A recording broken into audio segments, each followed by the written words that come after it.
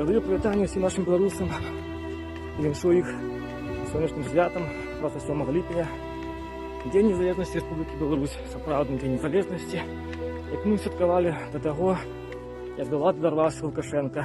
І привітання нашим пропагандистам лукашенковським, Туру, Азаронку і іншим політичним і журналістським проституткам, які продали своє сумління в обмін на сумнівну славу і на сумнівні гроші.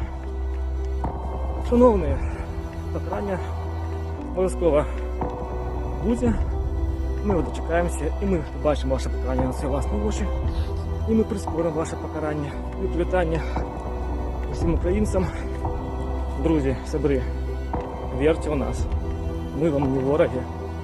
Наш і ваш ворог – це режим Путіна і агони марионетковый режим Лукашенко.